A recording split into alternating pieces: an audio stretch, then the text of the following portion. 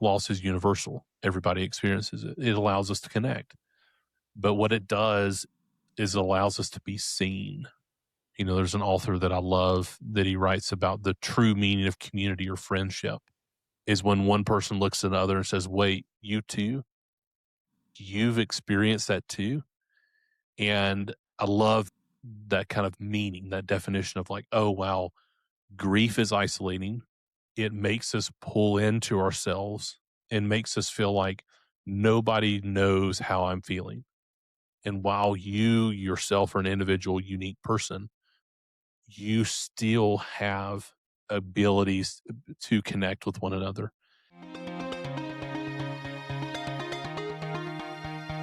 Hey, it's Amy. Welcome to Create Magic at Work, where we cast visions for a future of work where business decisions ripple outward to our teams, our communities, the planet, and humanity as a whole. If you're ready to edge walk instead of sleepwalk through your leadership, you're in the right place.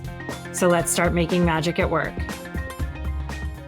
Hey everyone, welcome to Create Magic at Work. Our guest today is Matthew Efird. He is a serial entrepreneur who has scaled multiple businesses past 7 figures, an honors graduate of the University of Georgia, and the host of the Pillars of Purpose podcast. But above all, Matthew is a husband and a father. Following the passing of his second son, Noah, to a terminal trisomy 13 diagnosis, Matthew felt a distinct calling to share his family's raw journey.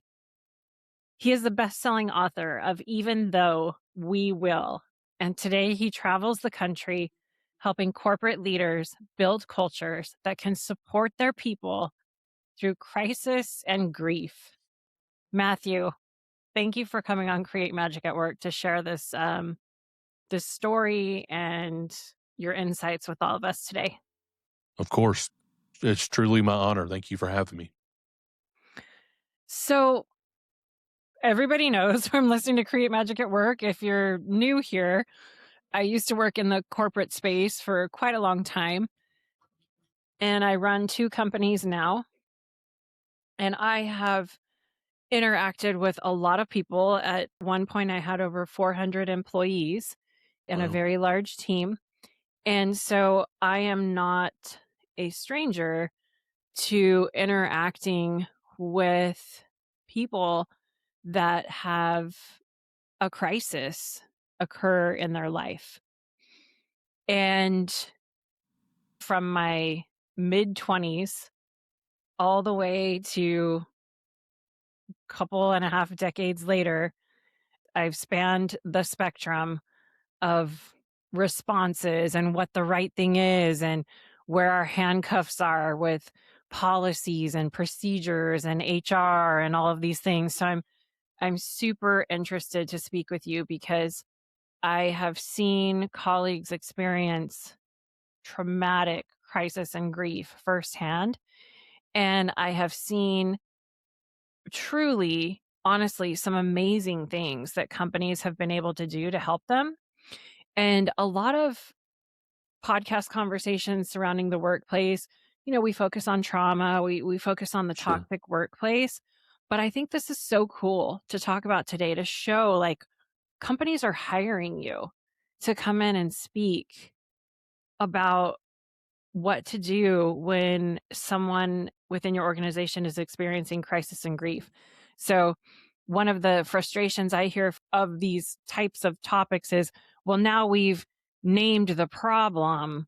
What are some things we can do about it? So why don't we start off with telling us a little bit more about yourself? Because I have a lot of questions to ask you. So there may be some advice. Yeah, no, I thank you very much. Join in, Matthew. I'm rambling. You're totally fine. Thank you for opportunity to share. Matthew, I'm a follower of Jesus, and my faith means a lot to me. And in 2019, my second son, Noah, was diagnosed with trisomy 13 Patel syndrome. And I was running 2 businesses at the time. I had my wife. We had been married almost 6 years. And we had a 2-year-old, almost 2-year-old at home. And I didn't know how to lead in the midst of this circumstance and this diagnosis that I had a son that was growing. He was still in the womb. He was growing. What do I do with a terminal diagnosis as a dad who's never walked through that? I learned a lot about myself, but what I found on this side of my son's passing is it changed me a lot as a leader.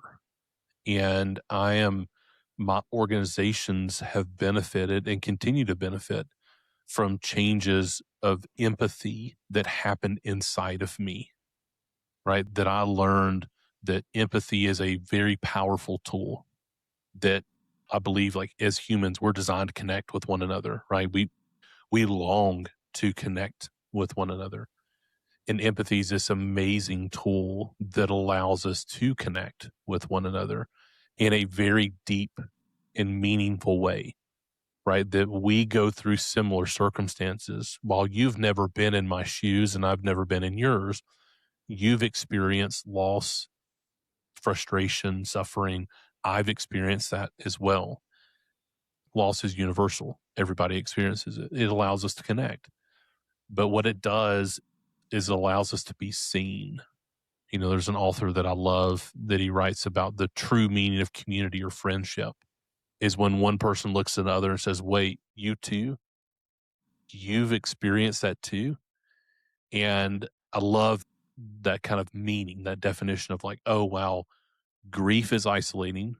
It makes us pull into ourselves and makes us feel like nobody knows how I'm feeling.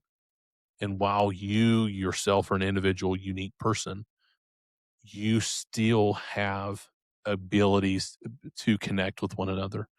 And when I go into an organization now, when I speak from stage, it's about sharing our story. It's about sharing about our sweet Noah. And it's about trying to help bring to head the conversation that a leader, a leadership team, or a business owner needs to be having. Because as much as they may not admit it, your people are people. And every employee that you have, everybody on your team that you lead, they have a life in work and outside of work. And what happens outside of work, it affects them at work. And so one of the things that I teach on is truly empathetic leaders create environments for businesses and organizations to thrive relationally and financially. There is a financial ROI here. It impacts your bottom line. Whenever I'm talking to an organization or a group, one of the things I love to kind of get to, which is kind of silly in the room, but it gives us a commonality to say, hey, can we just admit, like, everybody here cares about our people, right? We just genuinely, we're good-willed people. We care about others. Let's just take that baseline off the table, right? And then let's look at how does this impact our organizations outside of just wanting to be a decent person. Like, this can deeply impact the quiet quitting, the disengaged employee, right? Those things, there's tons of research. Gallup, one of the most recent polls I saw, was like 34% of an annual person's salary is lost when they're disengaged. That number is different depending on who asks the questions, but there's a significant impact on an organization. And so, how do we change the systems in our organization to support the culture that we want to have in our team, in our company, in our organization? So what I love to work with is the leaders to say, we're in this amazing opportunity to help create and design what we want this place to look like. And if we want it to look in a certain way, now we have to create in systems that support that. Okay, now we bring where we're going with how we go there to marry those two things together. Really powerful.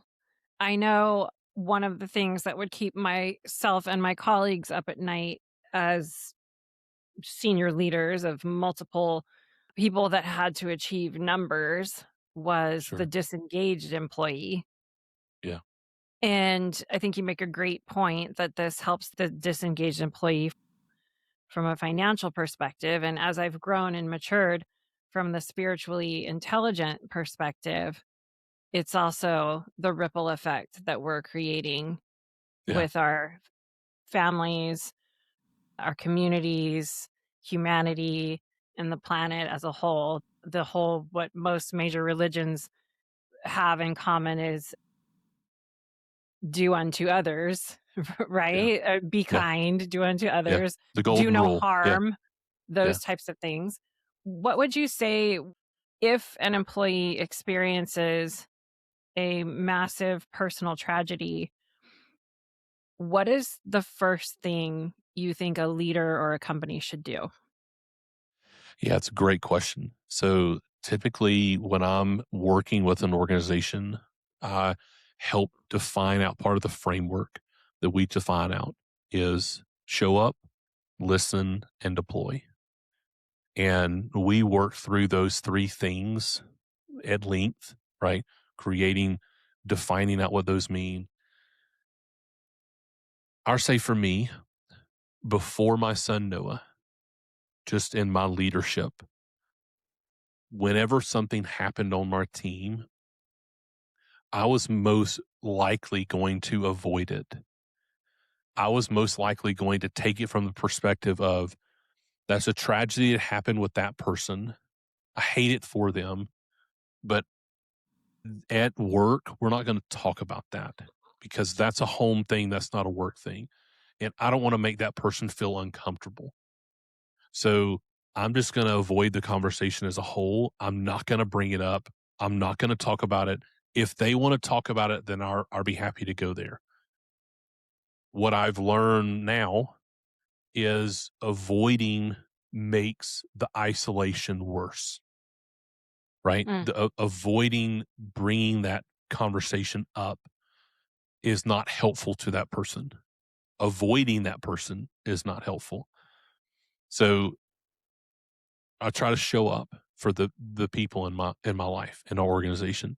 So the way that we do that is we talk about the 24-hour rule. The 24-hour rule, call it whatever you want to. I just had to do 24 hours because I had to do something quick or I would forget it. This is me personally. We talk about specific, silent, and soon. Specific is we know our people. So that takes time. That takes effort. That takes working with our leadership team to get to know our people. That goes in onboarding, that goes in continuing performance improvement, that goes in coaching of them, that goes in their annual evaluations. We have questions that we ask of them to get to know them better, their family, their likes, their dislikes.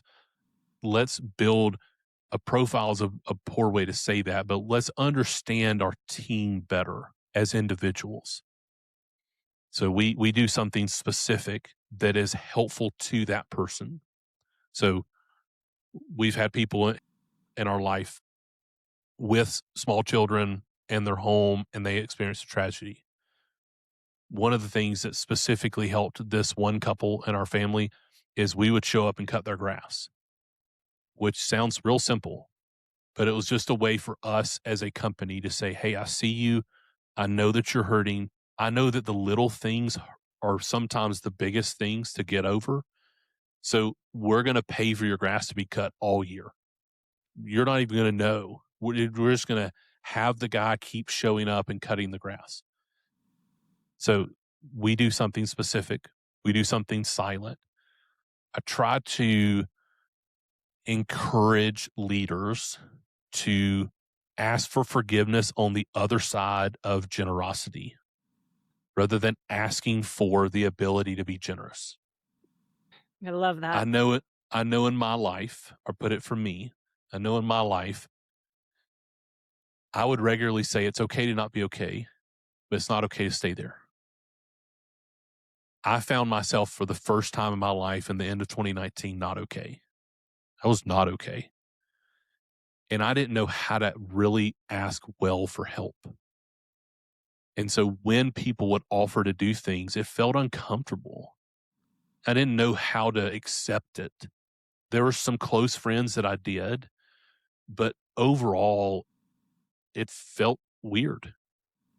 And it also was not helpful when somebody came to me and said, Matthew, I'm so sorry what you're going through.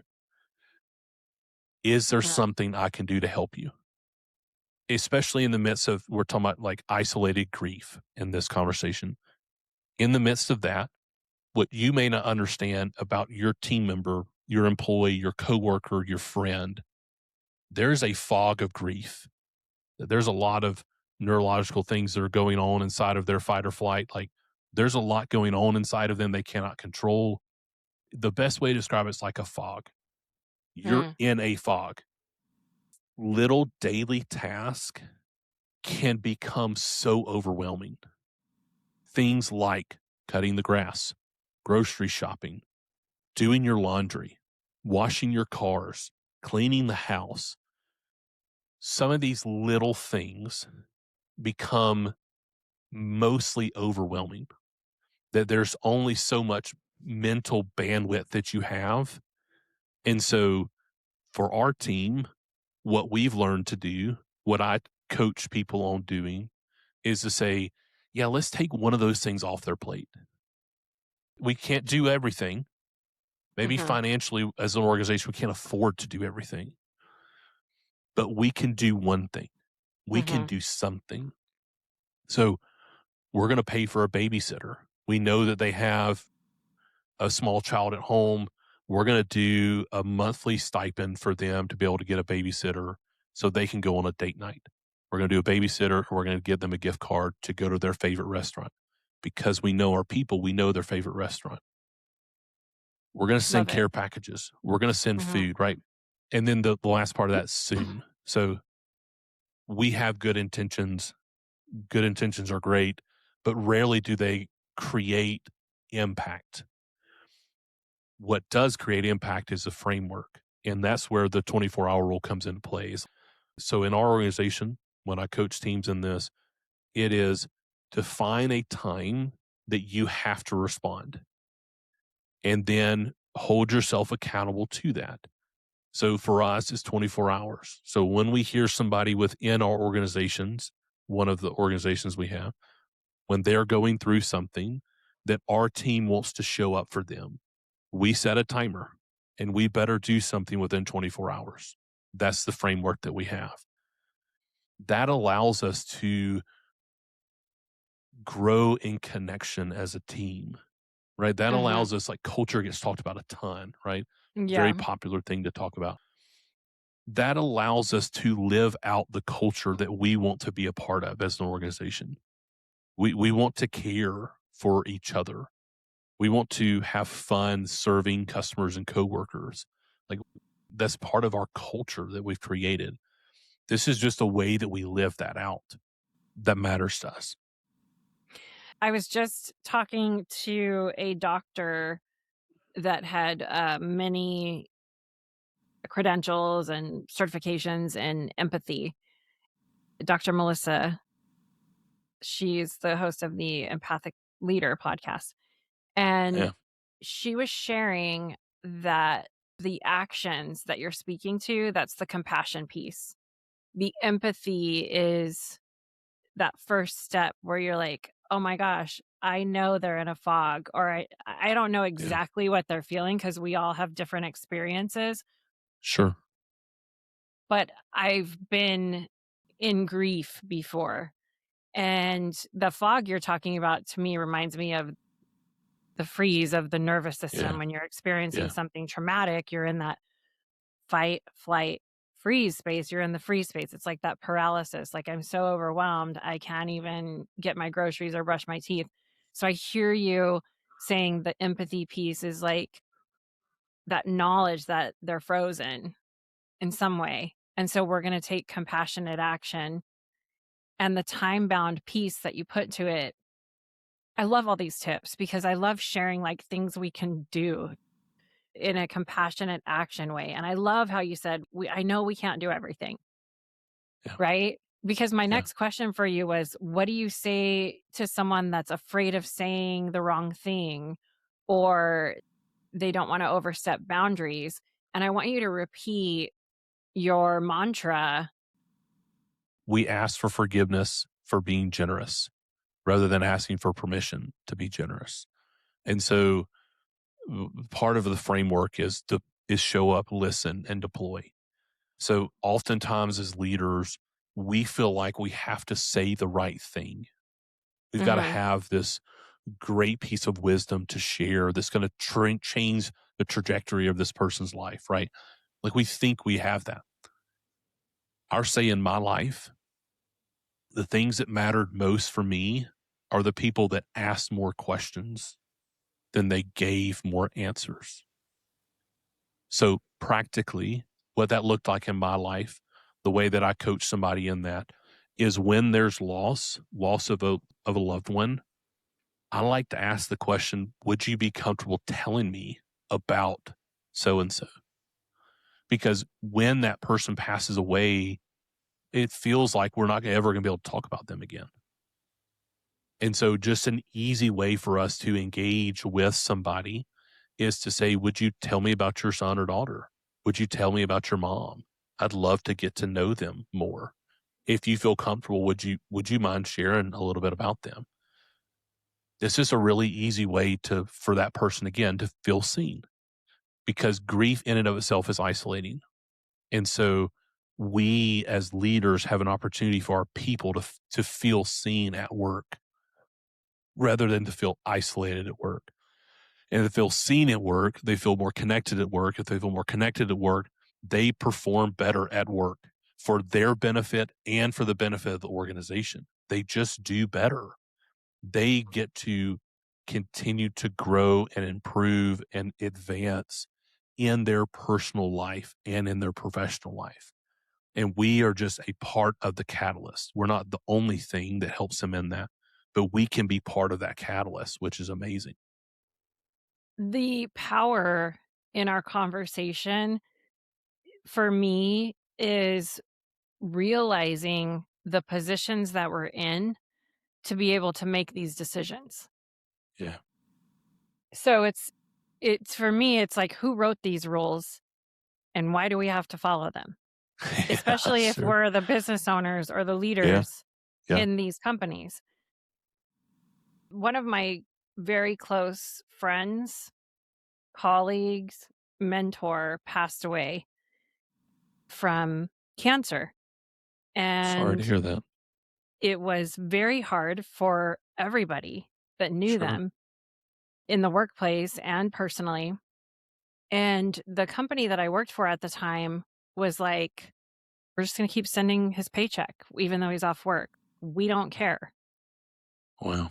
And it's stories like that that we're taking care of each other. And it's like, well, Yeah. who says they just have to go on Yeah. some sort of medical assistance, or whatever? Like, Yeah. who said? Yeah. And that to me is the call for all of us that are stepping into leadership. If you're going from number 2 to number 1 in hierarchy situations, it's like, you don't have to do the same things that have been done before you. You can be Amen. innovative and you can change the rules. We can change the Yeah. rules. Yeah. Yeah. We can take when that coworker, when that teammate, when their son or daughter gets diagnosed with cancer, we can say, you're going to need some time. We're going to pay you for the next 3 months to spend time with your son or daughter. That is your job. And we're going to pay you to do that job. What an unbelievable gift that you just gave that family. It may take a lot more than 3 months of what that person needs, but we get the opportunity to create that framework. Exactly what you're saying. It's like, no, no, no.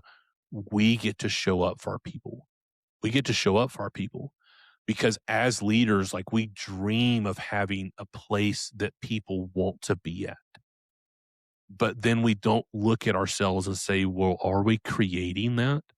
Right? We've all worked places that were like, I'm just a number here. No one cares about me here. I'm Hmm. just here. I'm a widget. I can leave this and they'll fill me in with another person. Like I have no invested interest. The company has no invested interest in me. But are we creating organizations that are doing the same thing? Are we creating organizations where our people feel like they're cherished, they're respected, they're honored, they're taken care of, that they say, no, this company, one of the highest compliments that I've ever received, ever in my life as a business owner, and I've received it a couple of times now. Some of the folks on our team will watch this, and some of them will know that I'm talking about them. They've told me that they hope that their kids will work with us one day. And I'm like, man, how cool is that? Yeah. That we would be working so hard to create a place that a mom or dad would love this place enough that they would say, I want my favorite people in the world, my kids, to work here. Man, that's so cool. Yeah, it is. The energy in the past few months of at least the individuals I've been interacting with, or that in the conversations that have been springing up around me, have been all about the action piece. It's Yeah. enough with the visioning. It's enough with waiting for someone else to do the something that you feel is wrong. Yeah. And it's so inspiring and hopeful to have these conversations, and to, just from what you were sharing, all these other ideas are springing forth with people listening. What can we Yeah. do? I love the framework. 24 hours, we make a decision, we do something, because it puts that Yeah. time bound action, compassionate action piece in. I want to shift to your book that you talk about, the building arcs, and share with Yeah. everybody about that and what you do with that, so we can spark some more ripples and ideas with everyone. Yeah. I appreciate that a lot. So the book is called Even Though We Will. It is a book written for people walking through grief. And I believe it's a universal thing that we go through. So I think the audience is pretty large there. It's written from the perspective of a dad losing his son. And it's a lot of my journals throughout my son's diagnosis, throughout the pregnancy, his time in the hospital with us. We got 57 and a half hours with him on this side of eternity. Time at his memorial, the days, months, and years afterwards. And it was just a way for me to try to articulate what I was feeling, what I was walking through. And one of the things that we found, our son's name's Noah. And in the Bible, it talks about like a flood, and Noah Mhm. builds an ark. And in that ark, it carries Noah and his family through the storm. It does not remove the storm. And so when I wrote, I wanted to play off of his name. I wanted to play off that perspective to say, hey, there's going to be things in our life that we cannot remove the storm, like my son with his terminal diagnosis. So what do I do? What are the things that can anchor me, that can carry me through that storm? And that's what the book is written about. It's about our journey. It's just advice of what we found was helpful. And each chapter ends in an arc. So each chapter ends in kind of a practical, like, hey, here's something practically that I needed to know during this season. And this season, I needed this truth. And this truth kind of helped anchor me, kind of helped carry me through the storm of losing a son. One of the ones that I love to share is we talked about, we had what we called a communications manager. This is just advice. We learned in our journey that there were a lot of people that wanted to stay in touch with us. They wanted to think about us, pray for us, just be in the know of what was happening as our son progressed closer to his delivery and then after he passed. Amy, it was overwhelming, absolutely overwhelming, trying to communicate out with people. It was just way too much.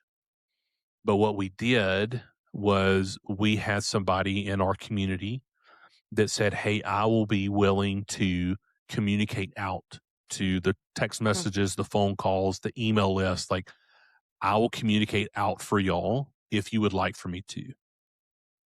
They didn't force that on us, but they gave us a gift that we didn't even know we needed, right? Mm-hmm. Again, they showed up for us. They didn't ask for permission.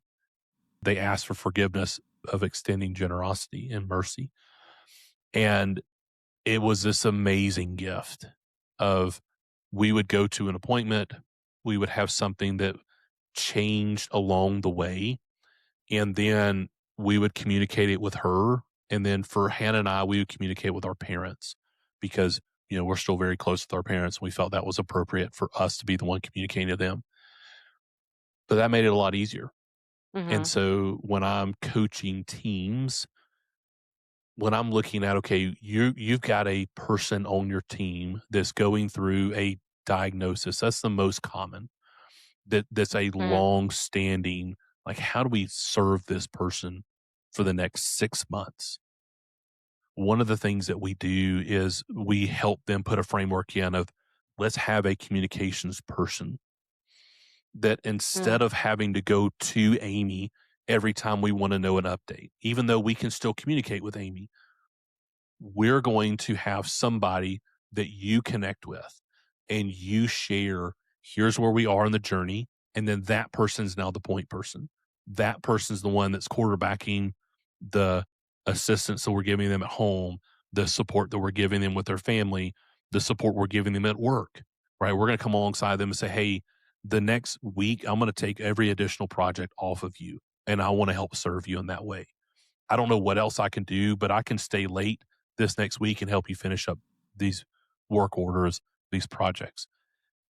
That is super, super helpful. That's one of the arcs in our journey that helps in the business world. It also helps just in the personal life.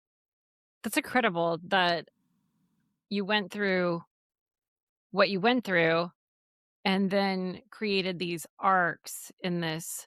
In some of my teachings and my learnings, it's almost like transforming fate into destiny. Oh, yeah. So you took a tragedy that may have been fated, and then you transformed it into your destiny. At Create Magic at Work, at our executive coaching firm, one of the instruments that we use with leaders in the workplace, it's a faith neutral system called the SQ21. Yeah. And it's 21 skills of spiritual intelligence. And one of the skills is sustaining faith during difficult times. Yeah, and I cool. think we've really explored that today in a profound way. Thanks to you, Matthew, for bringing your wisdom and your insight and your Sure. personal story to everybody. Inspiration, hope, the belief in a higher power, if you believe in one, to help you get through, to help you sustain faith during difficult times. So really appreciate your courage and your vulnerability and your generosity in sharing what you're doing, because I was feeling the energy earlier today. I was like, I do not want to go down this road of talking about what people aren't doing. Sure. I want to start bringing, and I've seen some incredible generosity in my time. I've seen some crap in the corporate space, Sure. Yeah, sure. but I've seen some incredible generosity and some amazing human beings showing up for each other. And I wanted to have a conversation about that because I wanted to light that spark and start lighting the other, all of us up in doing something that ripples outward. There's a card, and I usually shuffle and pull a card. Now watch me not be, it was the last one. How crazy. Okay, because I was looking for it specifically. There's a card in the Create Magic at Work journal prompt card deck, and I'm pulling it on purpose because it's generosity. I love that. And so I think this is a great theme and message for you and I and for everyone listening, to sort of give all of us this message that we all need to hear surrounding generosity. The affirmation on it is, I celebrate the success of others, knowing there is plenty for us all. I feel like today this affirmation needs to get thrown out the window, and your mantra or your affirmation that's like, Ask for forgiveness for extending generosity rather than permission. Thank you. So, Matthew, okay, there's 2 questions. I'm going to let you pick one. These are journal questions, but we'll let you muse for everyone listening. The first question is, what is the kindest thing someone has done for you?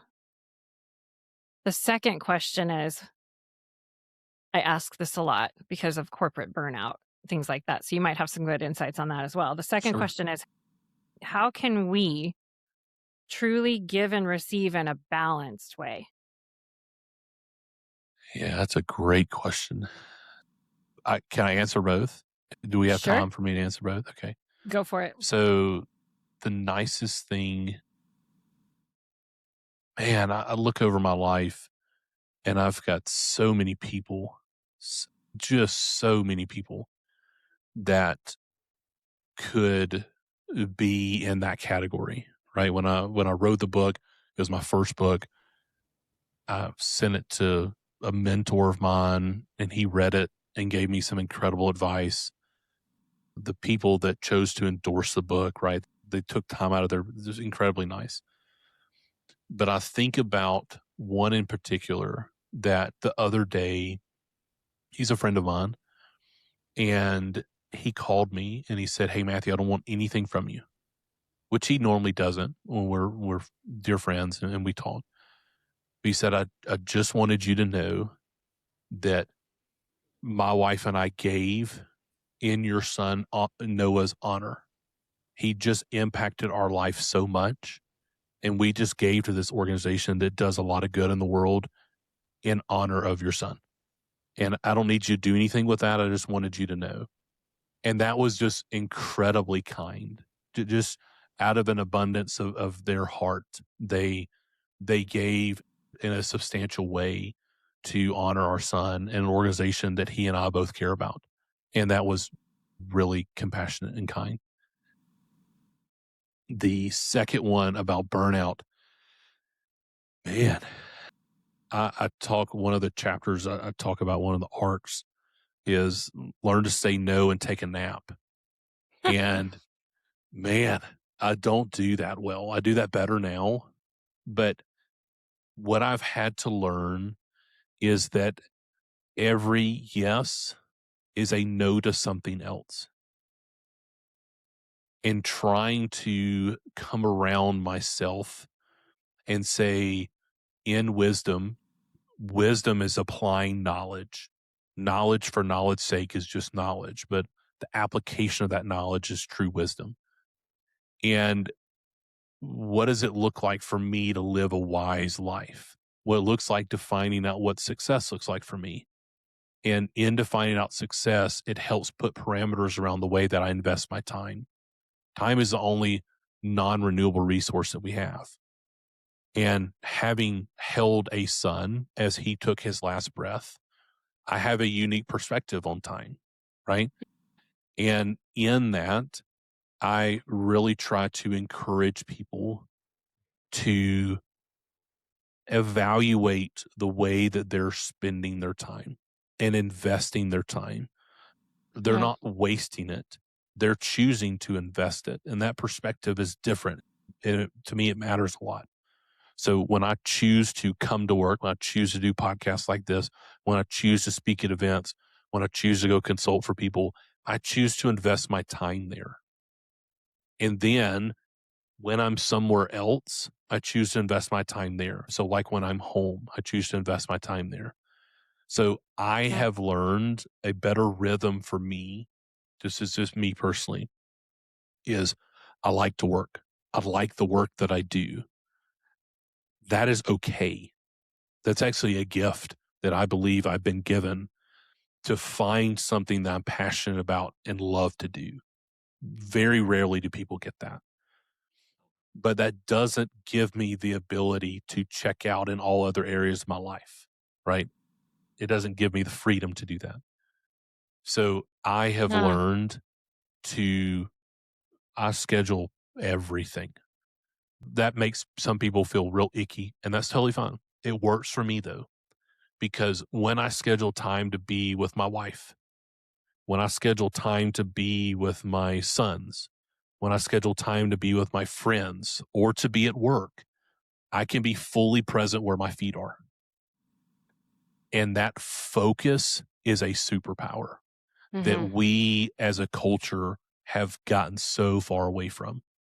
We've Yeah. gotten really, really, really far away from that. And Yeah. It's so, also an edgewalker skill. Focus. okay, yeah, there we go. Yeah. So that is something that if I could give any advice is try to change the perspective of I'm wasting my time doing something or I have to do this. I am able to invest my time and I choose to invest it this way. So I choose to invest in the gym. I choose to invest in my faith. I choose to invest in my family. That looks like me being a good steward of my time and a good manager of it and being willing to say no to things. Because when I can say no to things, I have the opportunity to say yes to something else. But when I say yes to everything, I'm really saying no to a lot of other things. Yes. No pun intended. Yes. Thank you, Matthew. Thank you so much for sharing all of this. If people want to grab your book, listen to your podcast, hire you to come in and talk about how to handle grief and crisis within their organizations or businesses, how can they connect with you? Yeah, it's a great question. Thank you for the opportunity to share. You can find a lot of resources on our website, eventhough.we.will.com, that you'll find our foundation, that you'll find the book, you'll find me, the podcast. Again, the podcast is Pillars of Purpose, where we explore the intersection of faith, family, and business. And then you can also find me on LinkedIn, but all of that's kind of housed on the website, eventhough.we.will.com. The book titles, Even Though We Will. And if I can ever be of assistance to a conference that needs a keynote speaker or an organization that needs a trainer that can come in and help them become more empathetic as an organization, I would truly be honored. Well, you have some amazing ideas and frameworks that really help people place that empathy into action. So, as many people hear this, especially if people are feeling burnt out or like their creative resources are depleted, bringing someone like you in to spark that again, I think is incredible. So, thank Awesome. you for being Well, on thank you. Create Magic at Work. Thank you for sending some glimmers of hope and inspiration to all of us today. Thank you so much for having me. It's truly my honor. I want to thank each and every one of you for being here as we explore what it really means to create magic at work. If this conversation resonated with you, or if someone came to mind while you were listening, share the episode with them. Help others who are looking for these types of conversations find us. And don't forget to follow, subscribe, rate, and review so you're notified when the next episode airs. Until next time, keep edgewalking, keep challenging the way things have always been done, and keep making magic at work.